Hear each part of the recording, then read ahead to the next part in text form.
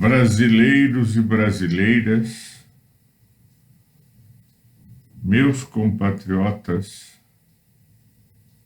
tristes e humilhados pela derrota e exclusão da Copa do Mundo de Futebol do Catar. Eu vou dar uma aula sobre a Copa, os jogadores de futebol e os cristãos. A Vaikra é a primeira palavra do terceiro livro da Bíblia, o Levítico, em hebraico. Quer dizer, e chamou, ou a chamada por Deus. No Levítico encontramos o seguinte versículo: não vos virareis para ídolos, nem vos farei deuses de fundição, eu sou o Senhor seu Deus. Levítico 19:4. Gostei muito sujeito que gosta de contrariar, que vai dizer assim, bom, no Levítico é o Velho Testamento, não está valendo, né? Está valendo sim. Essa história de que o Velho Testamento não está valendo, isso é conversa fiada para quem quer destruir o cristianismo e o judaísmo.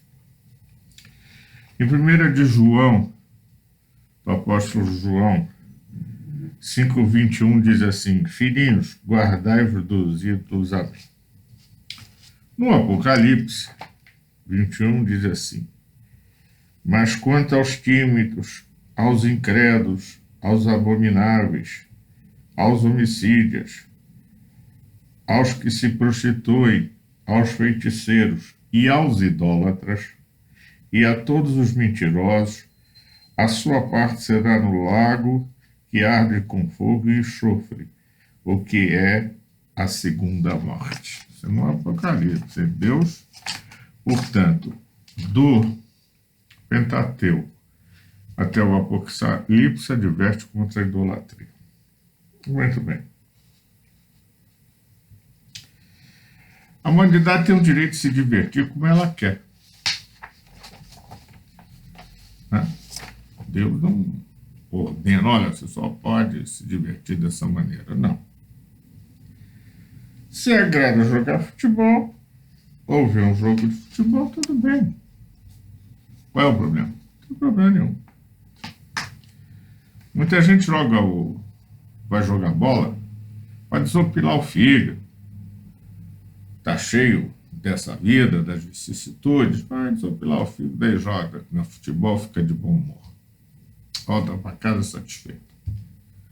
Não briga com a sogra, não chuta o cachorro, nem bota as crianças no quarto sem televisão. Agora tira o celular delas. Fica de bom humor. Muito bem. Por isso, não é pecado nenhum. Na Roma antiga, berço da nossa civilização, havia os jogos de gladiadores nos coliseus. O Coliseu de Roma é um exemplo típico disso. Era um estádio, uma arena, com degraus para o povo sentar e assistir.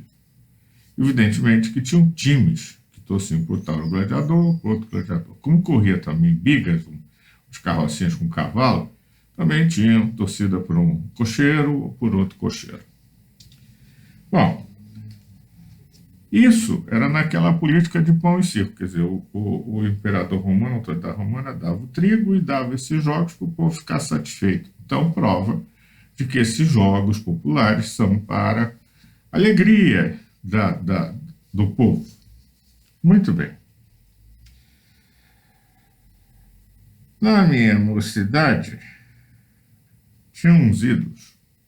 Garrincha, o Ademir do Vasco, o Pinheiro do Fluminense, o Gesso do Botafogo e da Seleção de 70, tinha o Riverino, o Jairzinho, o Tostão, e o melhor jogador de todos os tempos, o melhor atacante do século XX, Edson Arantes de Nascimento, nosso Pelé.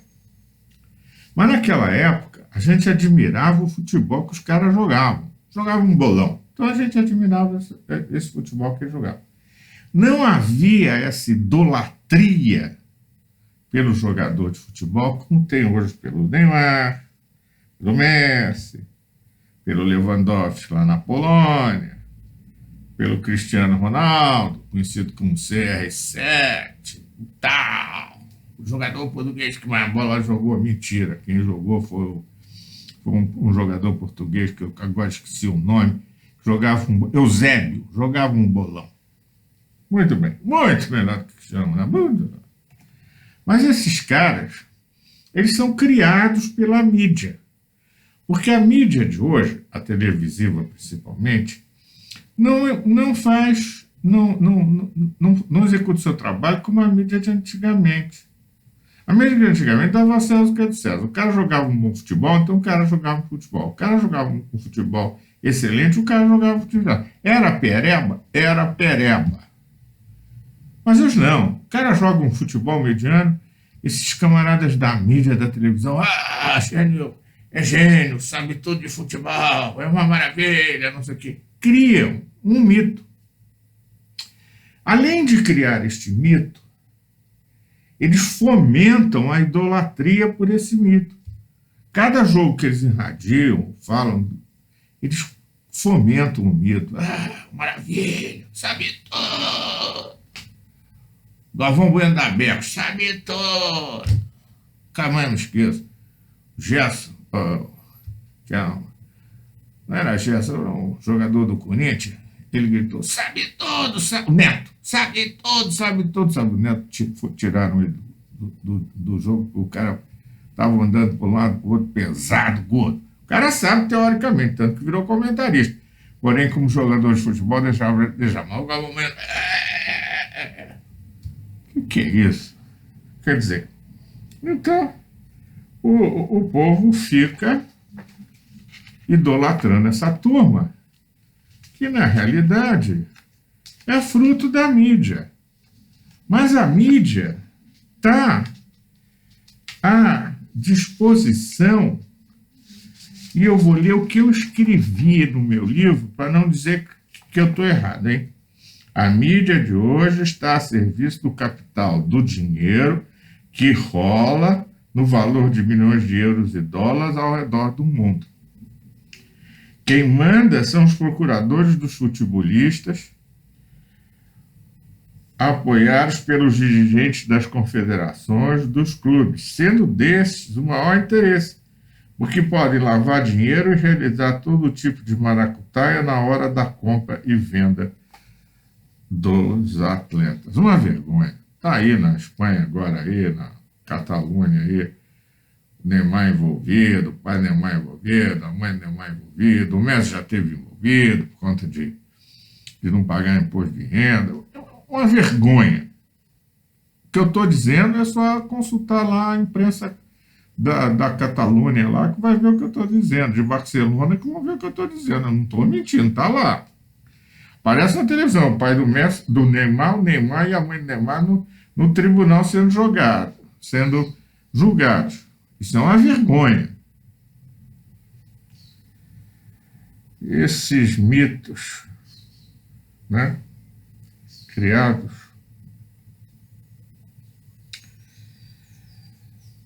são criaturas humanas que são vendidas e compradas pelos clubes. Quer dizer, o verdadeiro sistema escravagista. Porque mexe com a vida do cara. O cara está preso a um clube que o outro vendeu, etc. Tal. Isso é escravagismo. Mas ninguém fala disso. Mas ele embolsou uma grana. Sim, mas o regime dele é regime escravo. Ele tem que fazer o que o clube quer, e não o que ele quer. É uma vergonha isso. Isso é uma vergonha. Muito bem. Mas o que conta é a idolatria dos torcedores, dos adeptos, por esse Deus. Por isso, meus irmãos brasileiros, minhas irmãs brasileiras de cabeça inchada, eu vou ler o que eu escrevi. O cristão deve se lembrar sempre dos versículos acima, que estão em Levítico e em 1 de João, e dar ao futebol o real valor que ele tem na vida do ser humano. O cristão deve se lembrar sempre dos versículos acima e dar ao futebolista o real valor que ele tem como jogador de bola, como profissional dos seus clubes e como jogador da seleção nacional.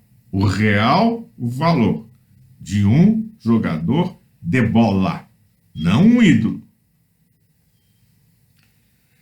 Devemos nos lembrar de uma verdade divina.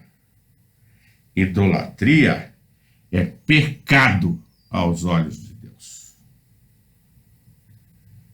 Isso eu não estou querendo dizer que o crente, o cristão, o protestante não deve ir a futebol, não deve torcer para futebol e não deve gostar de jogador de futebol. Não, eu não estou dizendo isso. Eu estou dizendo que deve dar ao jogador de futebol e ao seu clube o verdadeiro valor que eles têm e não transformá-los em objetos de idolatria. Deixo isso bem claro, hein? Nessa Copa de 2022, o que vimos foi a idolatria em ação e a mídia criando ilusões sobre os jogadores brasileiros que frustraram a nação brasileira. Uma vergonha, uma tristeza, além de uma desonra para o sentimento nacional. É triste, não se viu o que se vê nos jogadores argentinos. Patriotismo, amor ao Brasil, amor à nação brasileira, amor ao povo brasileiro. Os jogadores não tiveram patriotismo, defenderam o seu tutu para não se quebrar, não fazer acontecer. O senhor Neymar levou lá uma cacetada. Nossa! Pô, eu vi o Garrincha levar cacetada, eu vi o Pinheiro levar cacetada, eu vi o Ademir levar cacetada, eu vi o Pelé levar cacetada. Nenhum deles ficou com canelinha de cristal. Isso é uma vergonha. Vergonha. Falta de patriotismo. Falta de amor ao Brasil.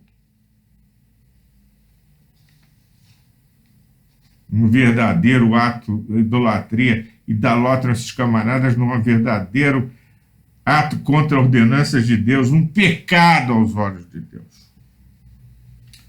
Vou lembrar aqui de um profeta menor que ninguém lembra, Abacuque 1, versículo 2 e versículo 17.